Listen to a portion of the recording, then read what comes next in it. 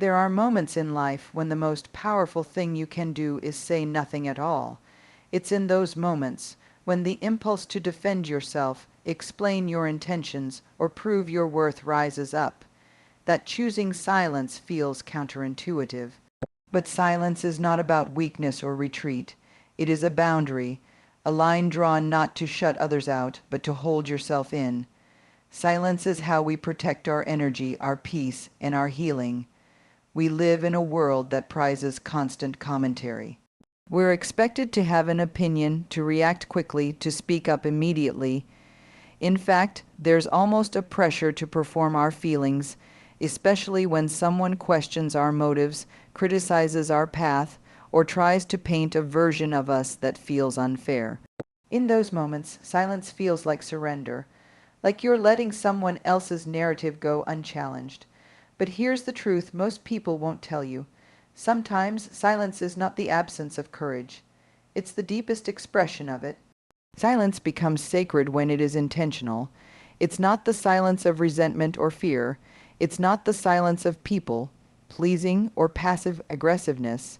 It's the silence of someone who knows that their energy is not up for negotiation. It's the silence of someone who understands that speaking just to be heard isn't the same as being understood. When you choose to stay silent, it's not because you don't have words. It's because you know that not every word deserves to be shared. Not every audience is worthy of your vulnerability. There is dignity in not reacting. There is strength in not taking the bait, because here's what's often overlooked. Reaction is easy, it's automatic. And more often than not, it's rooted in our pain. But choosing silence is an act of deep awareness. It's saying, I know I'm hurt. I know I'm triggered, and I'm not going to let this moment define me. It's knowing that just because someone says something to you doesn't mean you owe them a response. You don't owe anyone access to your inner world just because they demand it. Silence, in its truest form, is a pause between stimulus and response. It gives you room to feel before you speak, to breathe before you act, to understand before you assume. And that pause, that's where healing lives. That's where growth happens.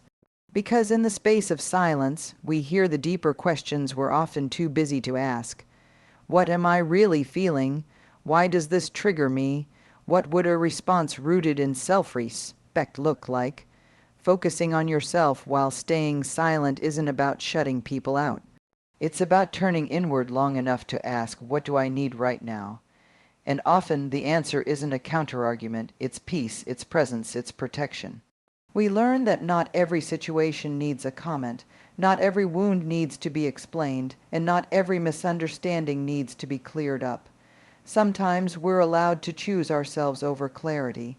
We're allowed to sit with the discomfort of being misunderstood because we know that understanding ourselves matters more. And let's be honest, being misunderstood is painful. It taps into our deep need for connection and belonging. But when we bend ourselves backward trying to fix every perception, we abandon the parts of us that are quietly whispering, "You don't need to do this." That voice, that quiet inner knowing, it grows louder in silence. It's the voice that says you're allowed to rest. You're allowed to not have the last word. You're allowed to walk away not because you're giving up, but because you're rising above. Silence is sacred because it puts the power back in your hands. In a world that wants your constant reaction, your steady stillness is disruptive. When someone expects a fight and you offer nothing but grounded presence, you shift the dynamic. You remind them, and yourself, that your worth isn't contingent on winning arguments. Your value isn't up for debate, and your peace isn't something you're willing to sacrifice just to be right. Of course, silence isn't always comfortable. It often requires us to sit with our own raw feelings. Without the distraction of explaining or defending ourselves, we're left with just us, and that can be confronting. But it's also where the transformation happens, because silence forces us to stop outsourcing our worth. It invites us to become curious about our triggers, our needs, and our stories, and that kind of reflection is what sets us free.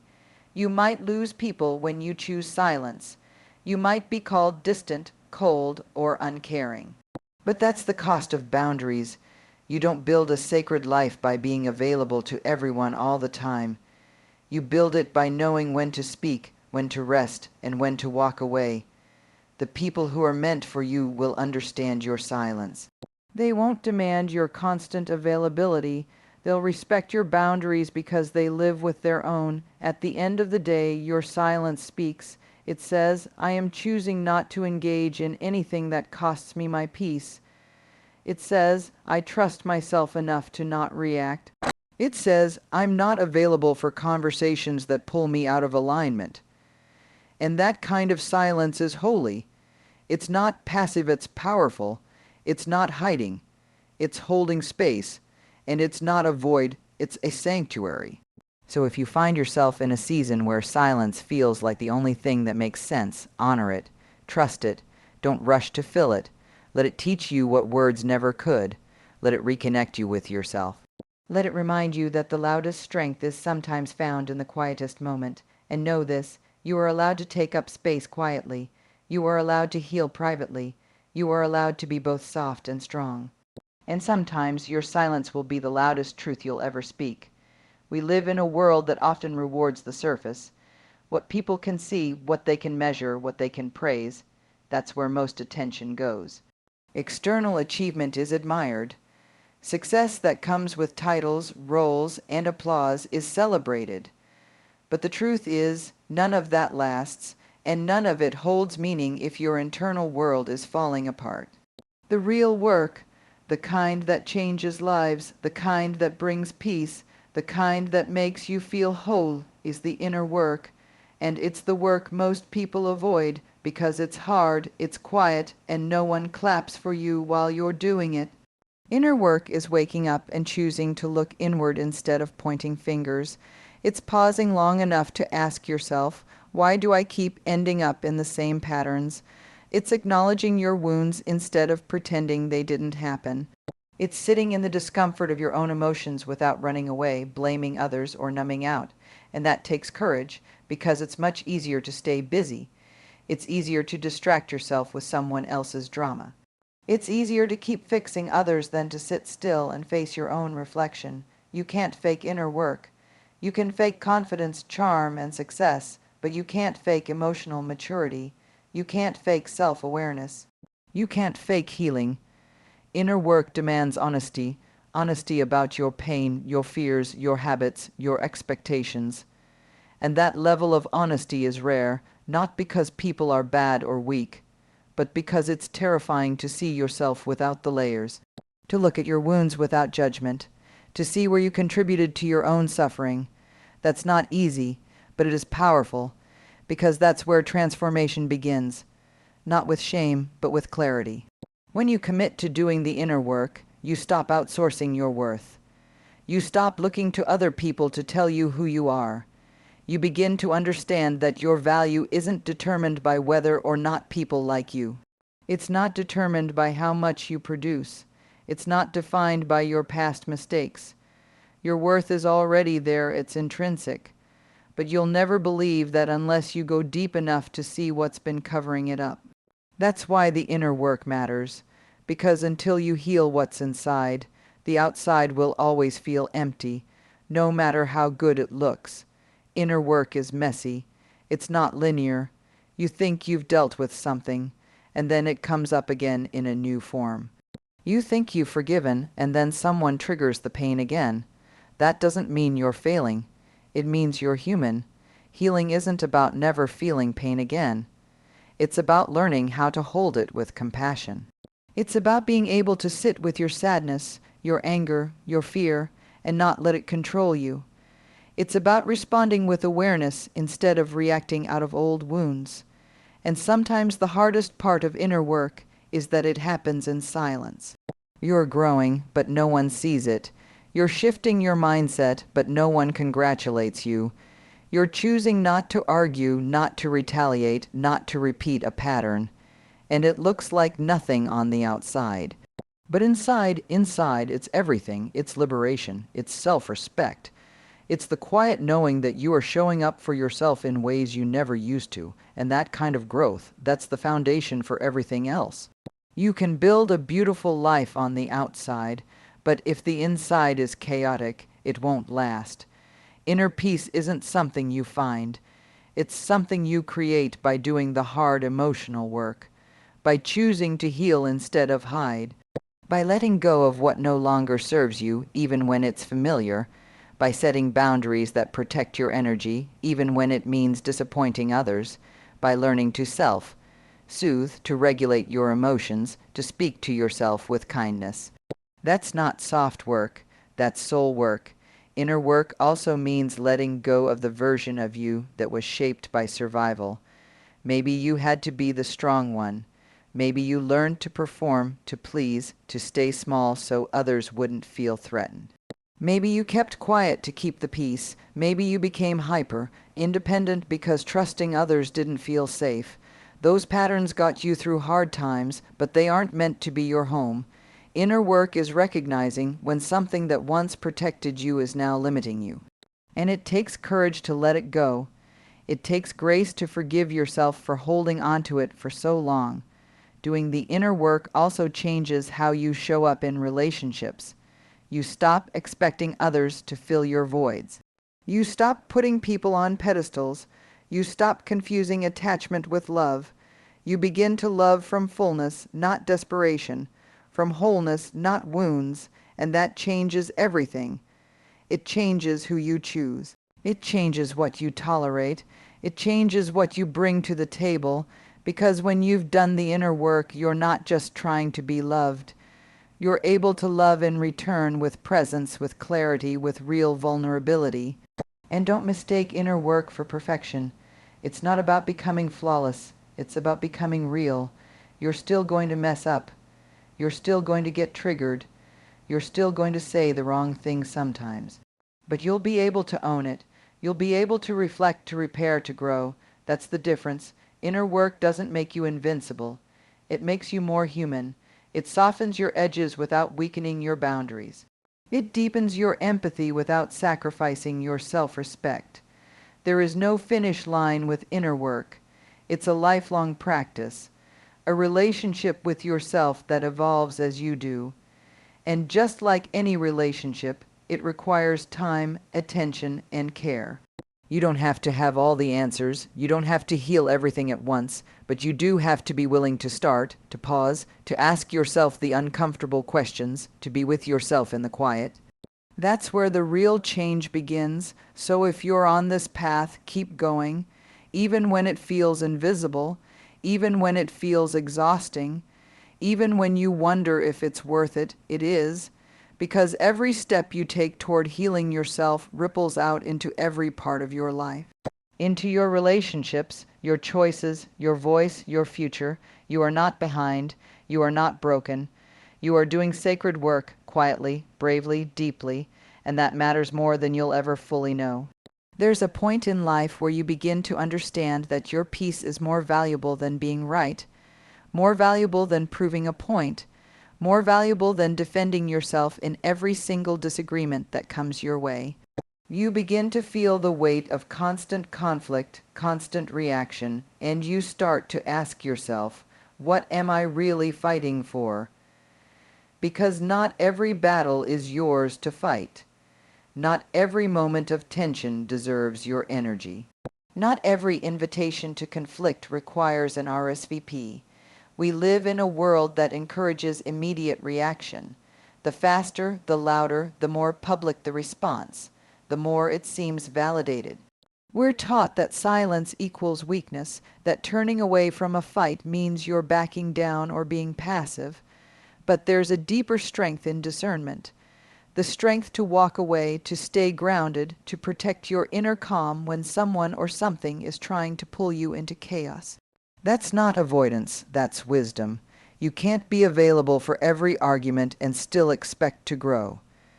You can't pour yourself into every confrontation and expect to stay whole. There's a cost to constantly defending yourself emotionally, mentally, even physically. Some people will never hear you no matter how many ways you explain. Some people aren't looking to understand, they're looking to provoke. And when you learn to recognize that, you begin to reclaim your power by not engaging. You stop giving away parts of yourself to battles that were never meant for you to fight in the first place. There's something powerful about saying nothing. There's something bold about walking away, not because you're afraid, but because you've decided your peace is too sacred to sacrifice. That doesn't make you weak. That doesn't mean you don't care. It means you care more about your future than about proving a temporary point. It means you've come to a place in your life where you understand that not everything needs to be challenged, and not every opinion deserves your rebuttal. Sometimes the real strength is in knowing who you are so deeply, so firmly, that someone else's misjudgment or misunderstanding doesn't shake you.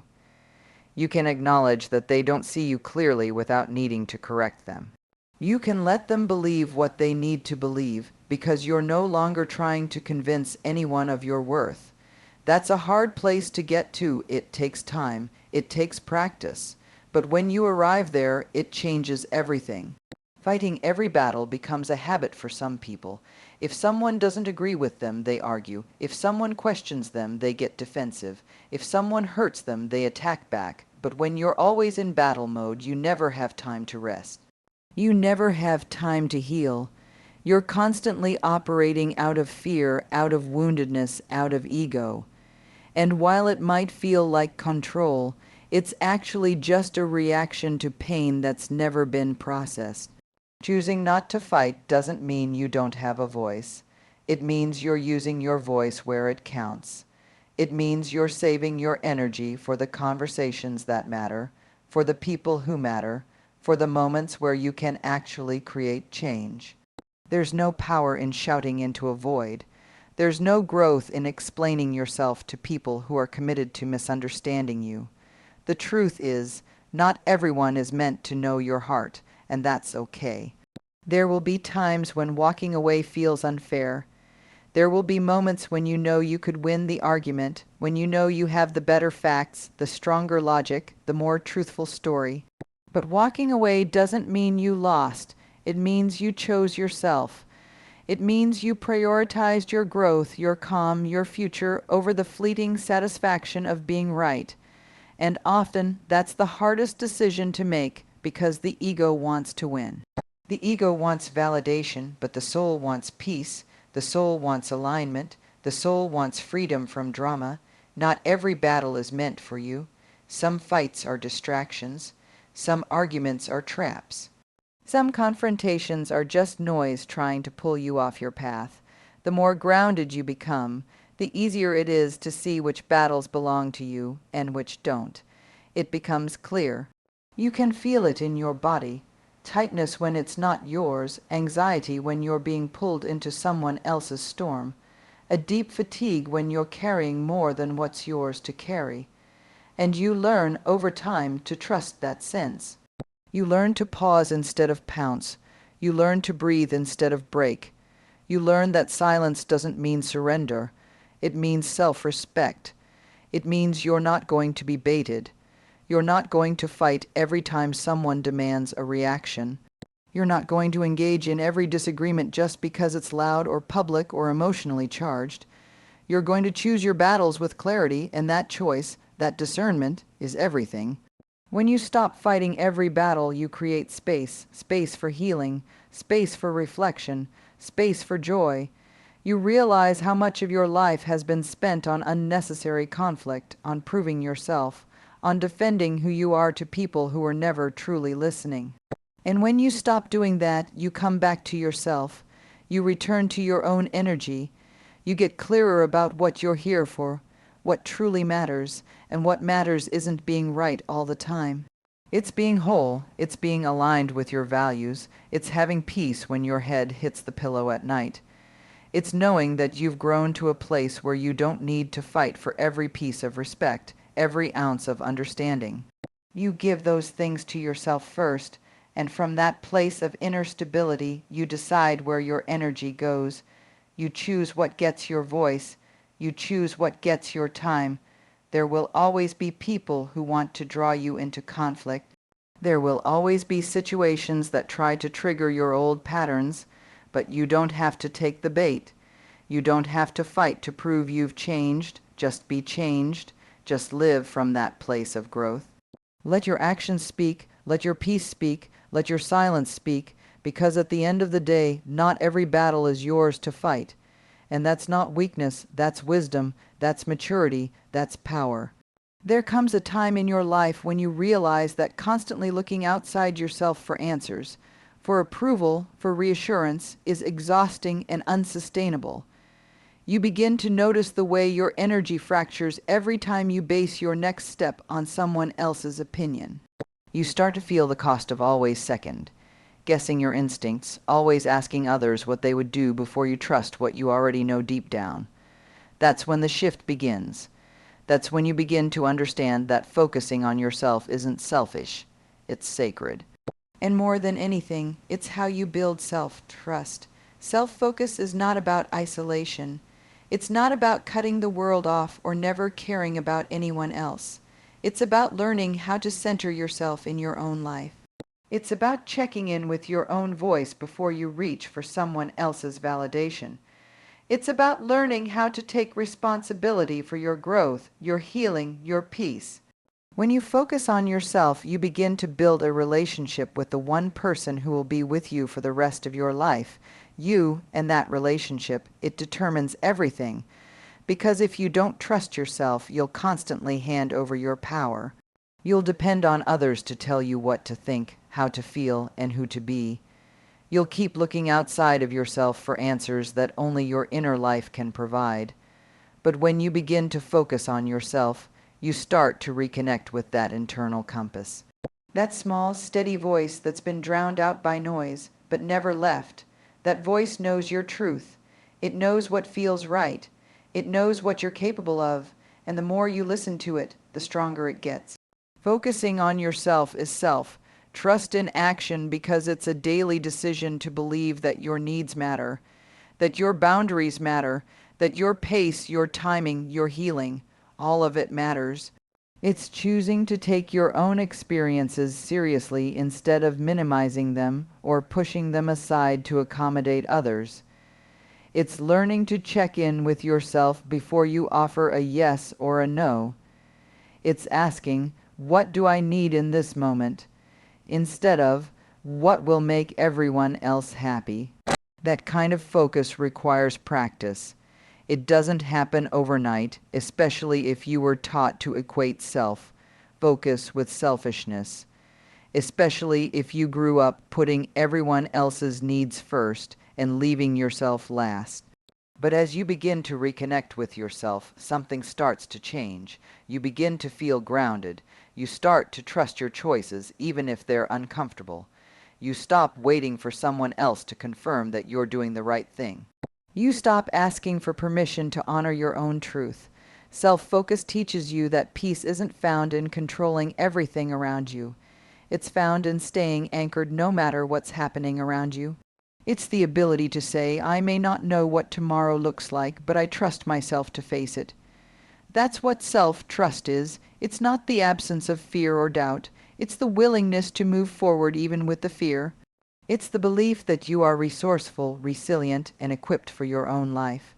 And that belief only grows when you keep showing up for yourself again and again. When you focus on yourself, you also start to notice what's no longer aligned. You begin to see the relationships, the environments, the behaviors that drain you instead of support you. You recognize where you've been shrinking to make others comfortable. You realize how often you've silenced your truth to avoid conflict. And little by little, you begin to make different choices. You begin to reclaim your energy. You begin to walk away from what's not meant for you, not with bitterness, but with clarity. Focusing on yourself helps you stop performing and start living. You stop trying to be what others expect and start becoming who you actually are. You stop trying to meet standards that were never yours to begin with. You give yourself permission to evolve, to make mistakes, to learn. And that permission is powerful because it means you're no longer living for approval. You're living for alignment. You're not chasing acceptance. You're accepting yourself. And let's be clear, this kind of self Focus isn't always neat or graceful. Sometimes it means breaking old patterns that feel familiar but toxic. Sometimes it means disappointing people who were used to the version of you that didn't have boundaries. Sometimes it means sitting in the discomfort of your own growth, not knowing what comes next, but trusting yourself enough to stay present through it. Self-trust isn't loud or flashy, it's quiet. It's in the moments when you decide to rest instead of push. When you choose honesty instead of pretending. When you say no without guilt because you know your limits and you honor them. It also shows up in how you handle setbacks. When you trust yourself, you don't fall apart when things don't go according to plan. You may still grieve, still struggle, still question, but you don't abandon yourself. You don't spiral into shame. You say, "This hurts and I'm still worthy." You say, "This is hard and I'm still capable."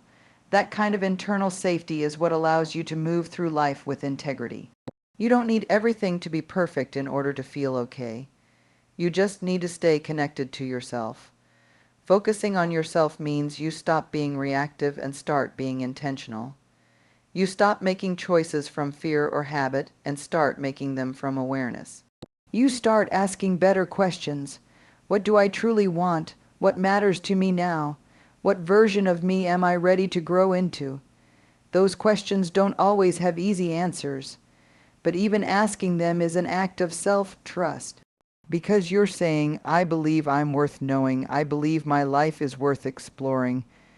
In a world that constantly tries to pull your attention in 100 directions, focusing on yourself is a radical act. It's saying, "I choose to come home to me." It's saying, "I won't betray myself to belong." It's saying, "I am the source, not the seeker." And when you live from that place, when you move through the world with that kind of rootedness, you begin to experience freedom. Not because life gets easier, but because you're no longer looking outside yourself for something that's been within you all along. You become your own anchor, your own guide, your own sanctuary. And the more you focus on yourself with compassion, with curiosity, with care, the more you realize you've had the power all along. The power to choose, to heal, to grow, to begin again. The power to trust yourself. To back yourself, to love yourself, and when that happens, everything else shifts. Not because the world changes, but because **you** do.